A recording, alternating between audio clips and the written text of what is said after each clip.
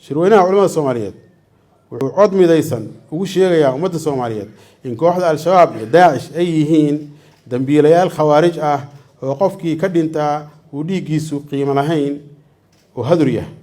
Ra'iisul Wasaaraha Xukuumadda Federaalka Soomaaliya Mudane Xamse Cabdi Barre ayaa galabta soo xiray shirweynaha culimada Soomaaliyeed oo 4 maalmood ay la soo dhaafay kaga socday magaalada Muqdisho. Soomaaliya heshiis dunida heshiis la waxay ka bilaabanaysaa maanta ka bilaabatay waa markii ugu horeysay oo aan arko culimada iyadoo tashkiilaadkoodan kala duwan iyo jamaacadkoodan kala duwan oo saan isla fadhiya oo bayaan isla soo saaraya oo sidaan u kaftamaya oo sidaan u wada hadlaya waa markii koobaad oo aniga aan arko way. Culimada Soomaalida ayaa shirkooda ka soo saaray bayaan ay ku xoojinayaan dagaalka khawaarijta, midnimada culimada, dhismaha golaha culimada Soomaaliyeed iyo qodobo kale. waxaana warbaahinta u akhriyay Dr. Cismaan Macalin Maxamuud.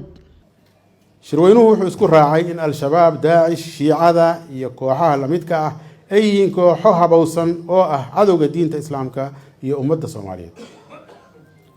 Shirweynuhu wuxuu isku raacay inaysan bannaanayn in la faafiyo afkaartooda guracan ee kooxaha kor ku xusan, waana xaaraan in lagu taageero xoog, xoolo ama xog ama cod midna. Culimada Soomaaliyeed wuxuu cod midaysan ugu sheegayaa ummadda Soomaaliyeed in kooxda al-shabaab iyo Daesh ay yihiin dambiilayaal khawaarij ah oo qofkii ka dhintaa uu dhiigiisu qiimo lahayn oo hadur yahay. waxaana waajib nagu wada ah inaan la dagaalanno qofkii la dagaalama ama ku dhinta dagaalka lagula jiro khawaarijta waa shahiid loo rajaynayo inuu soo galo dadkii uu rasuulkeenu naxariis iyo nabadgelyo dushiisa ha ahaatee uu ku sheegay inay janno u sugnaatay. rasuulku sallallahu alayhi wasallam wuxuu yiri tuuba liman qatalahum aw qataluhu. shirweynaha culimada Soomaaliyeed wuxuu isku raacay in la macaamilka kooxaha khawaarijta ah nooc kasta uu yahayba, sida xoolo siinta, garsoor u doonasho iyo in la qariyo qof iyaga ka mid ah uu xaaraan yahay kana soo horjeedo dhaqanka suuban ee diinteennu nafartay. الله وحيري وتعاونوا على البر والتقوى ولا تعاونوا على الإثم والعدوان واتقوا الله إن الله شديد العقاب. شروينوه وحو اسكو راعي إن قفكي لو ذاك الدولة حكت خوارجتا وأجر وقهلايو الأكتيسة ما دام وكقيب قاتي بدبادينتا شعب كصوماليا. شروينوه وحو اسكو راعي إن دولة فدرال كصوماليا أي باللوضو يدعو سيدك دقة ولما يستريسا ديارينتا هنانكي شرعي لوليسي لها golaha sare ee culimada Soomaaliyeed oo noqonaya weelkii lagu ilaalin lahaa diinta isla markaana ka mid noqonaya golayaasha dawladda una madax bannaan gudashada waajibaadka iyo howlaha loo igmaday. wasiirka diinta iyo awqaafta ee xukuumadda federaalka Soomaaliya ayaa culimada ka soo qayb gashay shirka oo gaaraya 300 oo ka kala yimid dalka iyo dibadda uga mahad celiyay dulqaadkii ay sameeyeen muddada uu shirku socday iyo sida uga soo qayb galeen. sumcaddii culmanimo ayaad aad u ilaaliseen. dhib waxaa noogu filnaan lahaa inay caamaduna dhahdo masjidkii qayla ka yeertay masjidku qayla kama yeerin khayr iyo duca lagu soo khatimay. ilaahay baan ugu mahadinaynaa alxamdulillaah tacaala. ra'iisul wasaare culimadu markii la wacayna runtii si aad u ixtiraam badan oo dhaqso ah bay noo ajiibeen.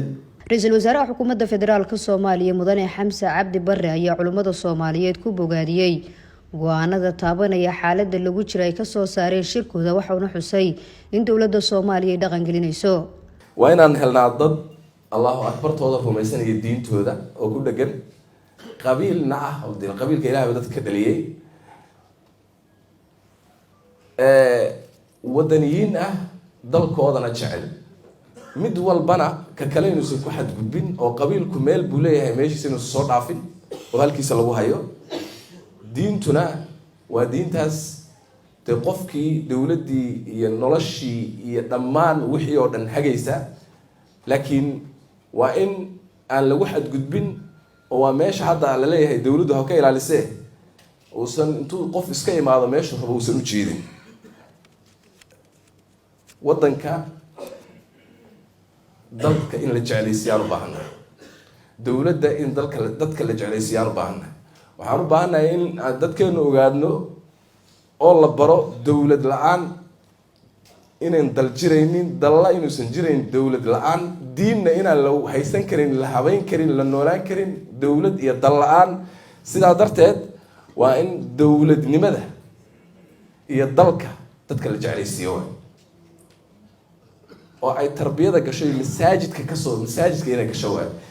waxaan rabaa inaan halkan ka ballan qaado shirka maadaama madaxweynuhu furay waxa la wixii ka soo baxay ee xukuumadda iyo dowladda ku aadanaa, waxa la wixii madaxweynuhu u ballan qaaday maadaama aan anigu laanta fulinta aan hogaamiyo, waxaan ballan qaadaynaa inaan fulinayno. Nasra Bashiir Cali, warbaahinta qaranka, magaalada Muqdisho.